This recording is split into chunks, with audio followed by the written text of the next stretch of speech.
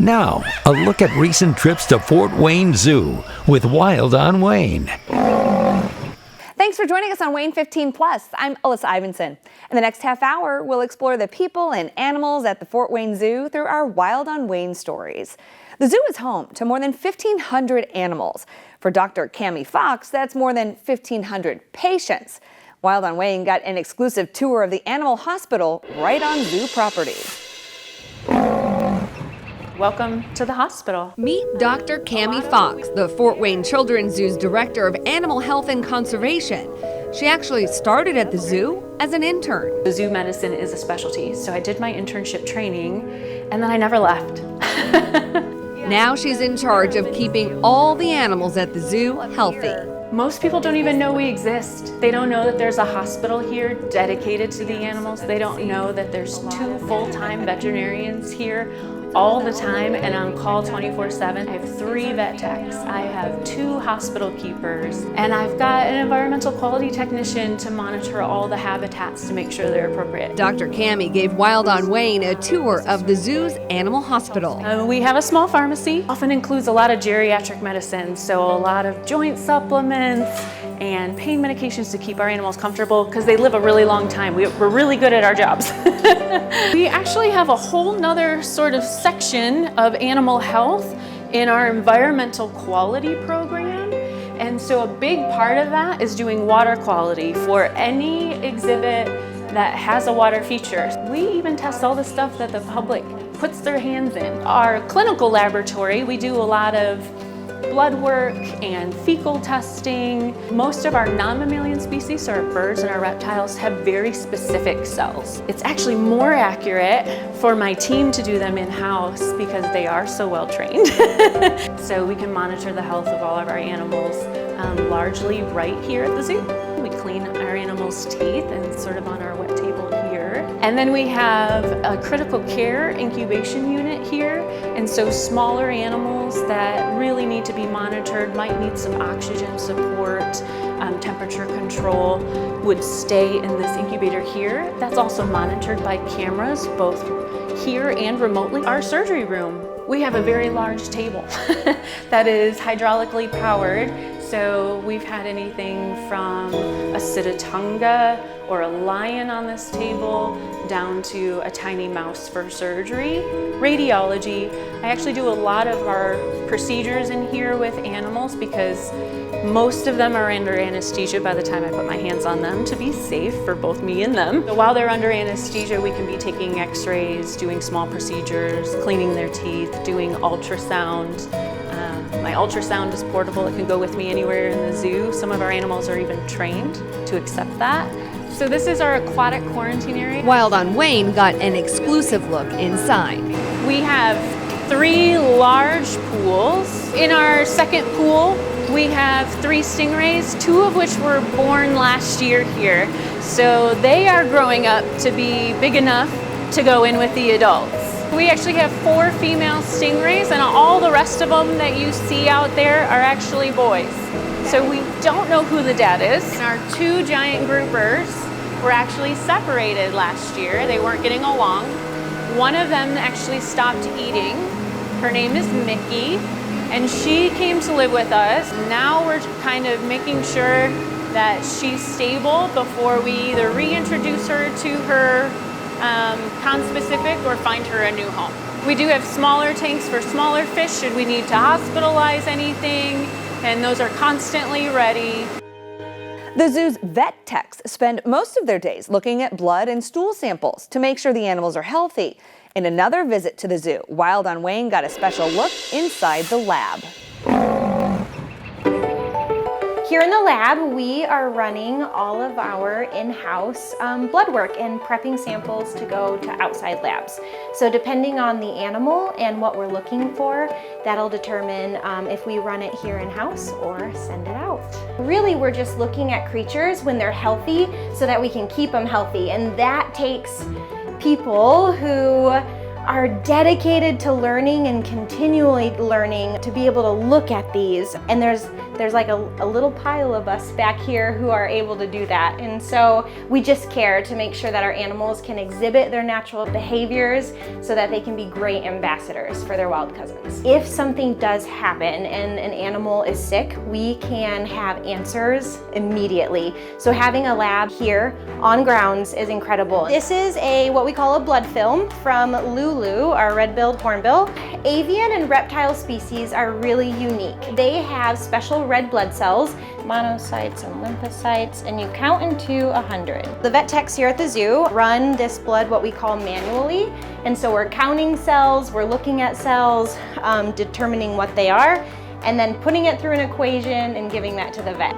It's not the most glamorous part of the job, but we run what we call fecals, and so we are looking at feces of animals to make sure they're clear of parasites. So exactly what you do when you take your dog or cat to the vet, we're doing those in-house too. We hope that we don't find parasites, but it is inevitable. A lot of our animals are outside, they don't wash their hands, they don't eat with utensils, so it's gonna happen. So every animal gets 2 fecals a year. Keepers bring feces in a bag. Hyena. Labeling is important. Sometimes we're running 25 samples a day. There's a direct exam and a centrifuge. Parasite ova are really, really light, and so they float to the top and they stick on a cover slip. We take that off, put it on a slide, and look at it under the microscope, and you can actually see those parasite ova if they're there. And then a direct exam are looking for those more heavy parasites that they would sink. It's not glamorous, I will tell you that right now. It is not glamorous, but the gut health of animals is really important, and parasites can cause quite a few problems with animals, and so it's just really an important part. There's a lot of food particles. Sometimes for our carnivores and our big cats, you'll see hair, but they groom themselves quite a bit. You can see a lot of bacteria, and then our centrifuge we'll take back. Hyena looks great. I see nothing wrong in here. And so our cute little hyena clan is negative for parasite. My favorite part is finding the unique. If I can find that needle in a haystack so that the animal can be treated appropriately, I absolutely love that. Or if I can be like, hey, it's kind of trending this way, and it can give our veterinarians a really good idea of where to go to help care for that animal, it's my favorite part. It's also fun to find a parasite. So I'll admit it. Sarah Sloan started as a zookeeper, then became a vet tech. She says she spends about 70% of her time running samples in the lab. The rest is helping with procedures in the zoo's hospital. Now, while the zoo has many part-time seasonal employees, there are also many volunteers who help keep the zoo in tip-top shape. A lot of work goes in behind the scenes to create the beautiful scenery and flower beds all throughout the zoo. Wild and WANE met up with one of the volunteers who helps make it all happen.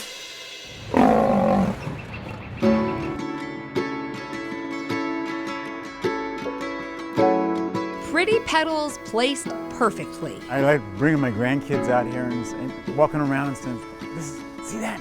I planted that. Gary Gerber is a zoo volunteer helping the horticulture team, making the zoo look beautiful. It takes a lot of work. It can be hard, it can be dirty, but it's very rewarding. Gary's a retired elementary school teacher. I've taught every grade except for 4th grade. He started volunteering at the zoo to keep nurturing future generations. You're connecting kids with nature and just watching them blossom.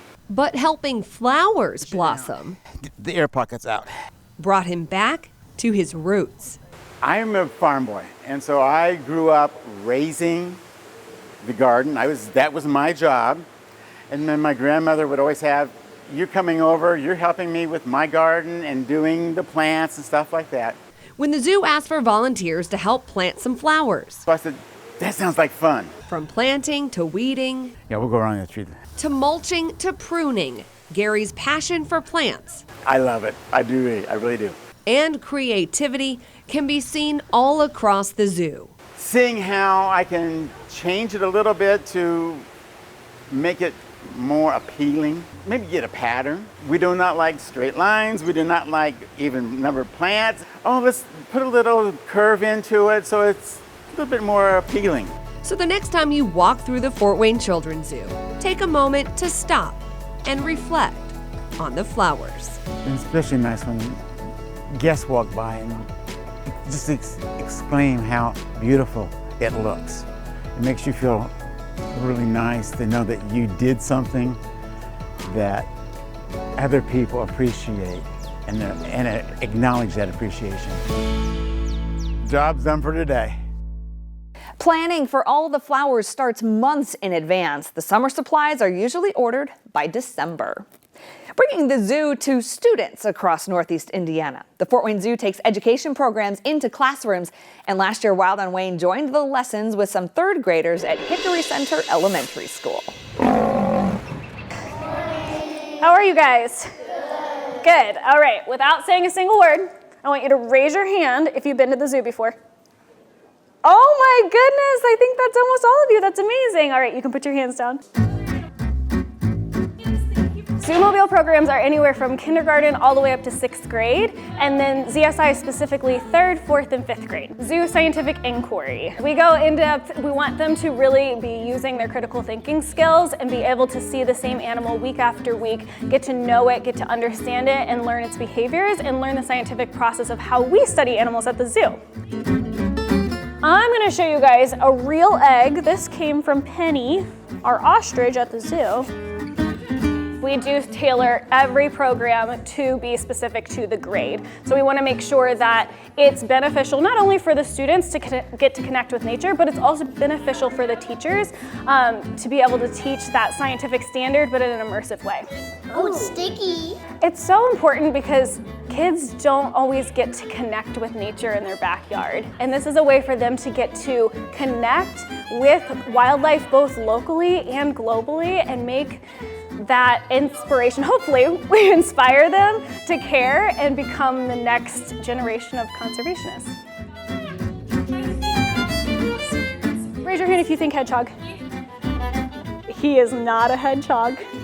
My favorite part, I think, is when I get to tell them something they don't know and they weren't expecting, and they're like, what, really? And I just get to be like, yeah, they're just so cool. Our animals are so cool, and you can see that respect and awe shine in their eyes. They go through a metamorphosis. Today we're learning about life cycles. This is a Zoomobile program for the 3rd graders specifically to hit their state standards. So we'll go into the different aspects of each animal's life cycles. They'll get to touch things, feel things. It's very immersive, and get to see some live animals. This little guy is from the island of Madagascar. We are meeting Clarence. He is a tenric. His little strand of DNA looks more closely like an elephant's DNA than a hedgehog's. We are meeting Cisco. He is a blue-tongued skink. I noticed that somebody else observed his tongue is blue. Why do you guys think his tongue is blue? Bright colors in the wild mean danger, danger. I could be venomous or poisonous. So this blue tongue is telling you, hey, back away. I could be venomous or poisonous. He's not really venomous or poisonous. He's a big faker. And then we are meeting Erie. He is actually a native animal. He is an American toad. He's right under the log. American toads can be found right here in our backyards. The zoo does more than 1,200 classroom programs a school year. In Red Panda Ridge, you'll of course find red pandas, but last year Wild on Wayne met the animals that live next door.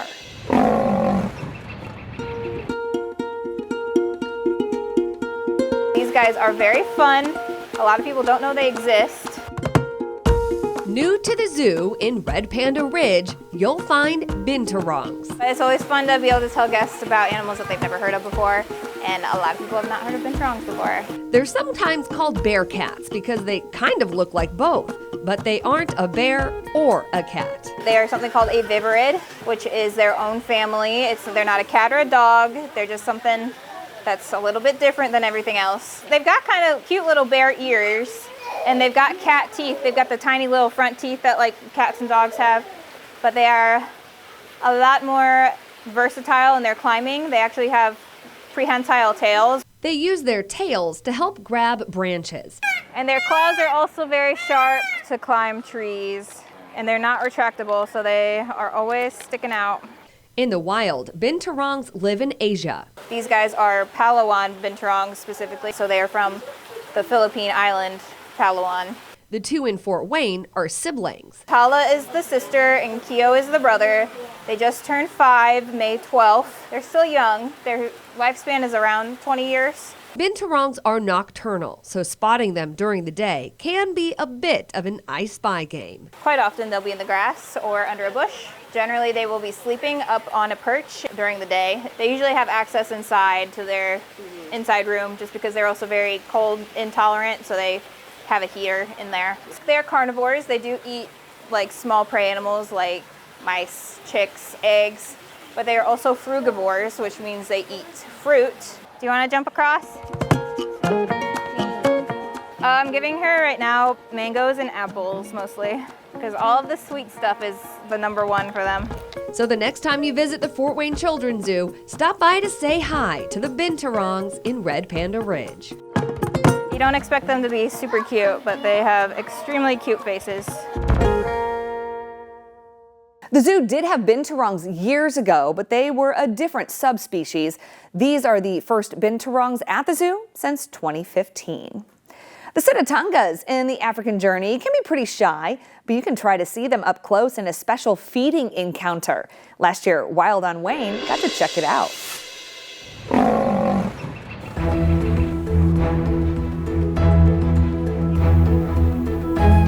Lettuce is what's for lunch in the new Sitatunga feeding at the Fort Wayne Children's Zoo. They love their lettuce, which is what we'll be handing out today. They love a lot of the different browse that we have growing here around Indiana too. You can find the Sitatunga in the African journey, usually taking a dip in the water or grazing on grass. These guys are grazers, they're foragers.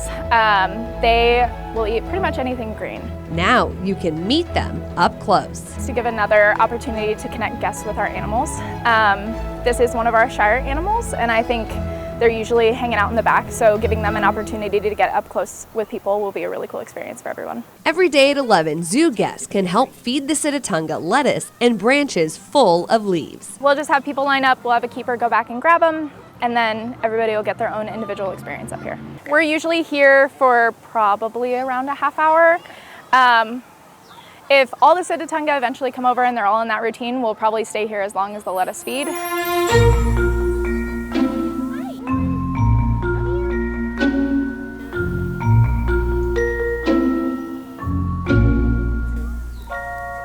Right now, the 4 females are still getting used to the new routine and don't always want to come up. We're just gonna keep slowly trying to build that trust between them and us, and them and new people. We just ask for a lot of patience while we try to work out these kinks and get them comfortable with coming up. When Wild on Wayne was there, Sakina eventually made her way up to the fence for a snack, but she didn't stay long. She is definitely our most skittish Sitatunga probably out of all 4 of them, and that was amazing for her to come up all by herself. Even just being a few feet away changes how people experience and learn about the animals. Get a deeper connection, because you can say, oh, I've been up close, like I fed them. Like, it's just a lot cooler than saying, oh, I saw them way across the way. Well, and it's cool to just interact with animals that you don't get to interact with ever, because these are exotic animals. Sitatunga feedings are every day at 11 a.m. Just line up by the benches in the little wooded overhang area next to the bridge by the exhibit. Every year, Fort Wayne Zoo staff travels to the other side of the world to help in a bird conservation project. This story shows us last year's trip to the middle of the Pacific Ocean and the Mariana Islands.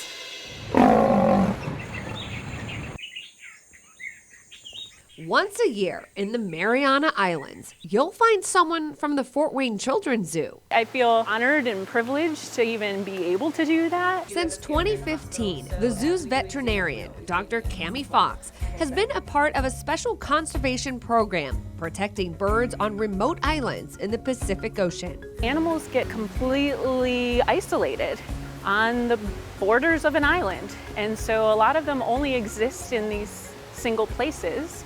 And then there's threats like invasive species. Specifically on the islands, the brown tree snake has really been devastating to the islands, specifically on Guam.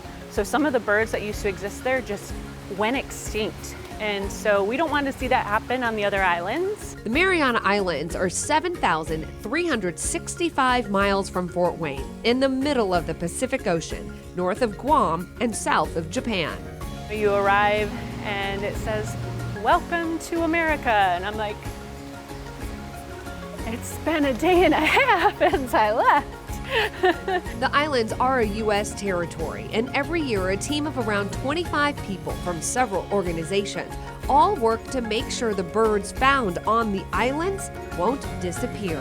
We temporarily bring animals in from the wild, learn absolutely everything about them that we can, and then we work on translocating them to new islands that aren't inhabited by things like brown tree snakes or people that are destroying their forests. So now there's insurance populations and they exist more than one place in the world, which is amazing. The new islands are surveyed to make sure they have all the food and shelter the birds would want. Each person release a bird and we'll watch it fly away, and it's such an amazing moment, and you feel really proud of all the work that you've done and that it's working before your eyes. This February, Dr. Cami went to Saipan, and for the first time, the team worked on the reed warbler, a critically endangered bird found only in Saipan. It's also known as the nightingale, so it has a really beautiful song that it sings.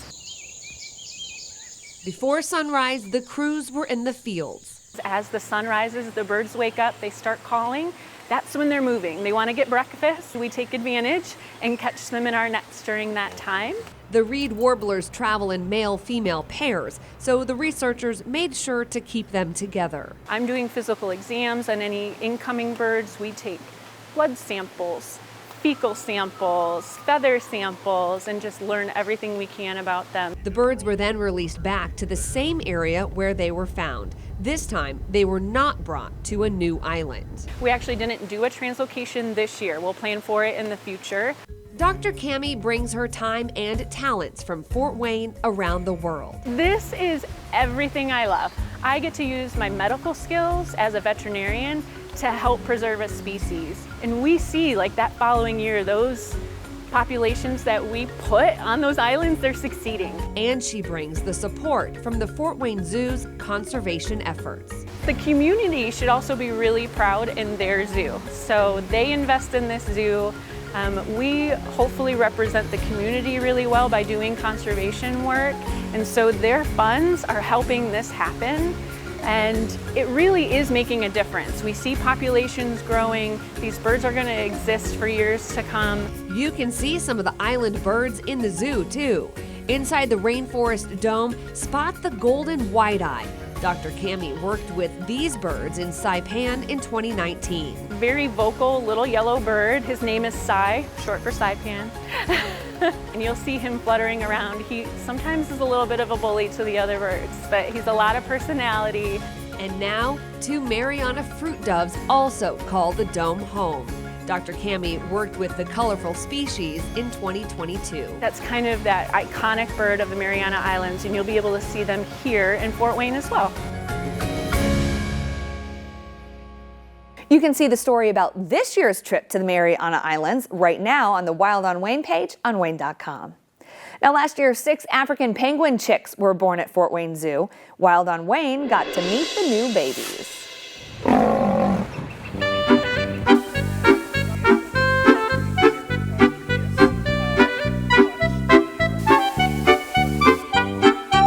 There's a baby boom on the African penguin beach. The big year for us kept us very busy. Under the Species Survival Plan, or SSP, the Fort Wayne Children's Zoo has 6 penguin pairs approved for breeding.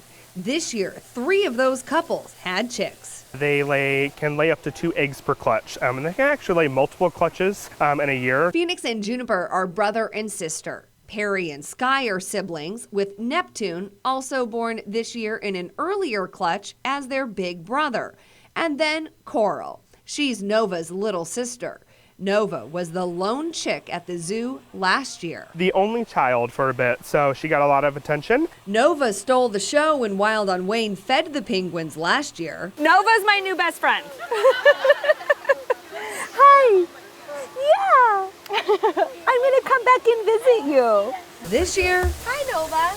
Come on, friend. She'll follow you down. You remember me? it started promising. See, we're still best friends. But Nova had moved on. Nova likes to be the center of attention always. So. As you can see. Yes, yes. She's your little best friend. She is. But now chicks Perry and Juniper were more curious. Do you want to be my new best friend? Nova doesn't like me anymore. Oh, Juniper. Very inquisitive. So because they are chicks, they're just like any child, very inquisitive about anything strings, shiny things. They've been really into flying insects lately, chasing them around the exhibit. She's very curious about you. But they do like, since they are younger, and we have fight over me. Yes. and we have raised them, they do like to kind of stand near us and kind of be around us. So yeah, she's just hanging out with you. The baby penguins are easy to spot. They don't have all the white coloring just yet. When they're first born, they're really fluffy. They have what's called downy feathers, so really fluffy, keeps them nice and warm and dry. And then they molt into what is called the blue stage. So when they're in the sun, you can kind of see a little bit more. It's got a little bit of a blue sheen to it. And they keep this stage for about 1.5 years to the first 2 years of their life. And then they molt into their adult plumage, which is that typical black and white tuxedo pattern that you see. That maturing happening with Nova from last year to this year. A full-on adult, so they grow up really fast. As we now approach another nesting season, even more babies could be on the way. The SSP kind of dictates how many offspring each couple can have. They get a rating. So a lot of our couples could only have 2.